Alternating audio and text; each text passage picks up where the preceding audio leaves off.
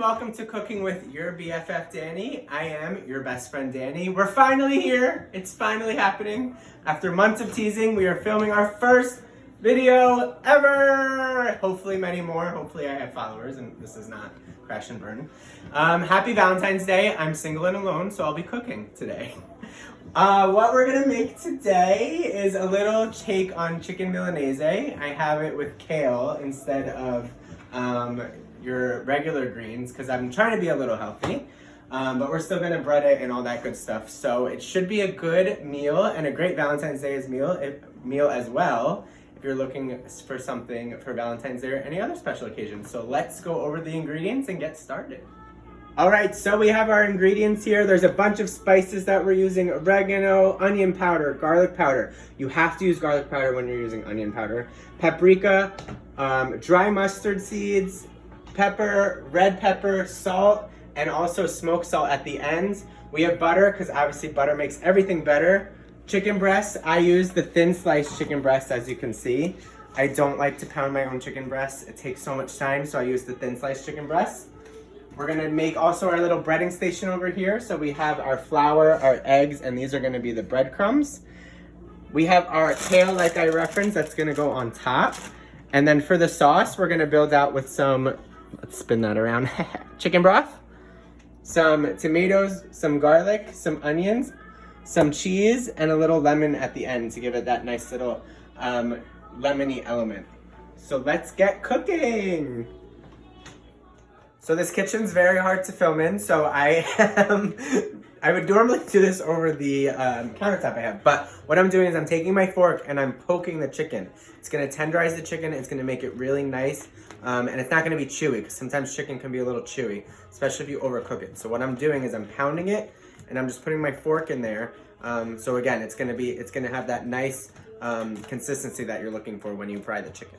Now we're gonna bread our chicken. So we have our flour, we have our eggs, and then we have our panko breadcrumbs. So what I did is, first of all the seasonings you see here go into every step of your breading process because you want to season every layer. And then what you're going to do is you're going to do flour, egg, and then you're going to put it in the panko. And in the panko, I put the cheese, so it's going to have that Parmesan cheese on top as well. So what you do is you're going to put it in the flour here. You want to shake off the excess. And then you're going to put it into your eggs. And this is where it's important. Now you need to pick if you have which hand's gonna be a dry hand, which hand's gonna be your wet hand. So I'm gonna use my left hand. It's gonna be my wet hand. Put it into the eggs. And then you're gonna put it into the breadcrumbs. Make sure it gets all up in there. You get your cheese, your breadcrumbs. This is what's gonna give it that crunchy consistency. It's gonna be so good when you put your fork in there and take a bite. Yum, yum, yum. It's gonna be delicious.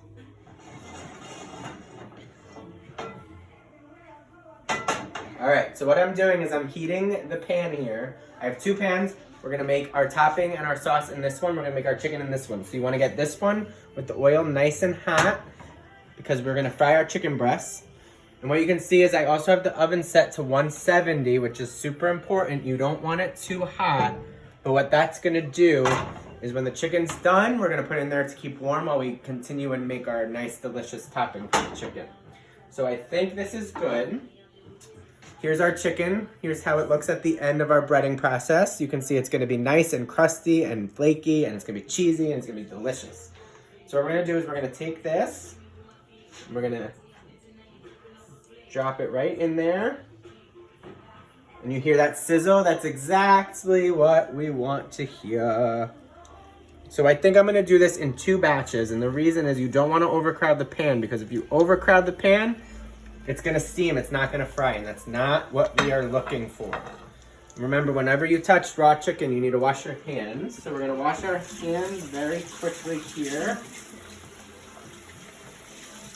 And while the chicken is cooking and getting nice and golden brown, we can start our sauce. So I have this pan heating up as well right here. So we want to put a little olive oil in this pan as well, just to coat the bottom here. And what we're gonna do is it's gonna go quick, so we need to be ready. We're gonna take our onions here that have been sliced, and we're gonna drop them in. You hear that sizzle? That's exactly what we're looking for. So we're just gonna drop the onions in. And remember what I said, we wanna season every layer. So we're gonna make sure we hit it with some salt. And we're gonna hit it also with some pepper. And then we're just gonna let that go for a little bit. And what you're looking for, I would say 5 to 10 minutes. You want it to be translucent, but you still want it to have a little bit of a crunch to it also. So just let that kind of hang out 5 to 10 minutes and I'll show you the next step. All right, so what we're gonna do is our chicken is perfectly golden brown on both sides. And what we're gonna do here is we're gonna just transfer this to the oven. So if you see, we have our oven on 170 and we have a pan in there lined with some foil. And what we're gonna do is just pop that right in there. And it's gonna keep warm. If we could get it. It's gonna keep in there, it's gonna be nice. Now, while we're finishing our chicken, we have our onions sauteing. Whoop, there goes the tomato, no! We have our onions sauteing and we're gonna add the garlic. Now, you don't want to burn the garlic. This is super important. So what you're going to do is you're going to add the garlic. Now, you know the meme about garlic. You know, when the recipe calls for 1, you add 5. So, add however much garlic you'd like. I have about 5 cloves of garlic. Some were big, some were little. But I love garlic. So, I added about 5 cloves of garlic in there. And what you want to do is you want to stir this only for about 60 seconds or so. Because after that, the garlic is going to burn, and you don't want that to burn because then it's not going to be yummy, yummy, yummy. So we're going to stir. Now, at this step, I would normally add wine. I would probably add white wine to this. Red wine would work just as well. But I'm doing dry February. I don't know why, but I am. You know, health or whatever. So that's where our chicken stuff comes in here. And you're going to splash it, ready? It's going to splash, but you're going to, there you go. So we're making a little bit of a sauce here. And you're just going to continue to stir this around.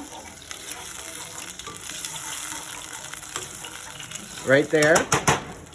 And at this time, we can also, we're doing double duty here. Look at that. Look at that. Now remember, we want to season every layer, like I said. So we're going to add some salt. We're going to add some pep.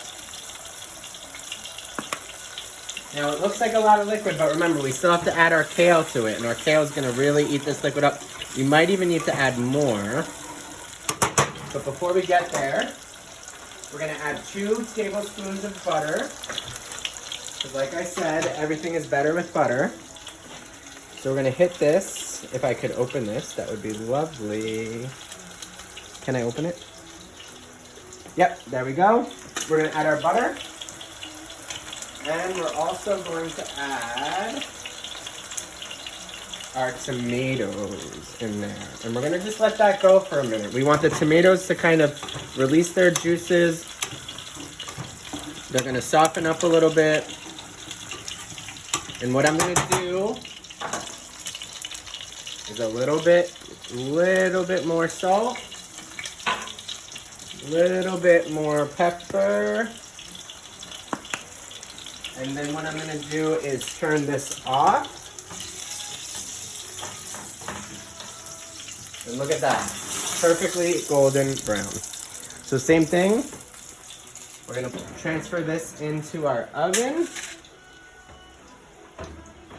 while we make our sauce. All right, so at this step, super important that you taste for seasoning. I tasted mine, it tastes amazing. But you might need a little more salt, you might need a little more pepper, you might need to add some liquid. If it's too salty, add some stock. You can add chicken stock like I have. You can use wine, you can use butter. Those are all gonna mellow out the flavors if you put a little bit too much. Mine is just right. And I think actually right now what I'm gonna do is not even put more salt when I add the kale, but what I am gonna do, and you can tell, is I'm gonna need to add more liquid. So what I'm gonna do is put the kale in now, and you need a lot of kale in there because it's all gonna cook out. So it's just like spinach, where you add a bunch and it ends up not being a lot at all. So I'm gonna add, and you don't wanna overcrowd it, so I'm gonna probably stop there. And what I'm gonna do is put a lid on it. Now,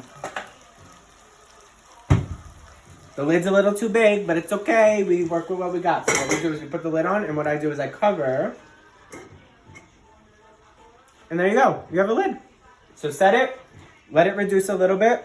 We're probably gonna add more stock, but we're gonna this is where you have to just kind of judge for yourself. So you open it, you check it, you put a little stock, close it.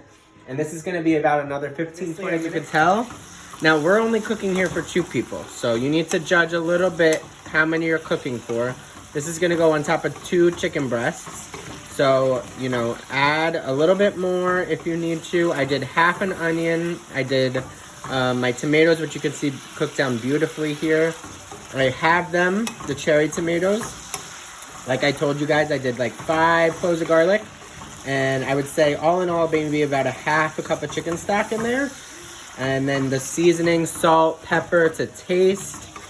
What we're gonna do at this step, because it's probably about 2 minutes from being finished, is I'm gonna put some lemon juice in there. You wanna add this at the end so you still have that lemony acidic bite. Now with lemons, we always want to squeeze up so the seeds don't fall in. So we're gonna squeeze the lemon juice. Squeeze the lemon juice in there. I love lemon, so I'm using half a lemon. If you don't like lemon, either don't use it, put less in, make it yours.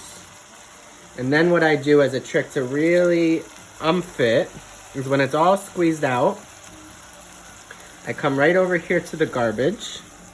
I squeeze all the little seeds out because we don't want any seeds in our dish here. And then you just drop that right in there. So it's gonna cook for about 2 to 3 more minutes, just like that, with the lemon right in there. And then we're going to be ready to serve this up. It's gonna be delicious. All right, so we are almost done. You can see our chicken. We took it out of the oven. It's perfectly golden brown and crispy. And we have our delicious, delicious topping. As you can see, the kale really wilted down here. And the liquid, just enough to really make a sauce here. We're not looking for the chicken to be drenched, but it's gonna be nice and coated on the crunchy chicken. So you're gonna have that perfect bite. So we're gonna plate this one up. Enough waiting. Now, if you're wondering, this only took about 30 minutes to make. Both what we filmed and what we didn't film. Because if you check, you could watch it, you could check the time we started. It was about 7:20, so it took about 30 minutes all in all. Perfect. Like I said, it's Friday night. I'm exhausted, but I still made this meal from start to finish. So you're gonna make your chicken crispy, your crispy chicken breast right in the center. And you wanna put your kale, your onions, your garlic, your tomatoes right on top there. Really make it pretty. And then what you're gonna do is you're gonna take a spoon and really just make sure you get that sauce right on the bottom there. Yum, I can't wait to eat this. So there you go. Now, I love lemon, like I said, so I always serve mine with a piece of lemon. And look how delicious does that look. This is a perfect meal for a special occasion, for yourself. It's a perfect, perfect meal. So I hope you enjoy. Like I said, this only took about 30 minutes to make. If you like it, please, please, please subscribe. Follow me on Instagram at your best friend Dan. Oh, nope, at Cooking with Your Best Friend Danny. But you can also follow my regular Instagram at your best friend Danny. Okay. And then please, please, please follow, like, subscribe, do everything, because if you like these, we're going to be cooking more. And I'll be back next time. Thank you so much for joining us and enjoy. Happy Valentine's Day.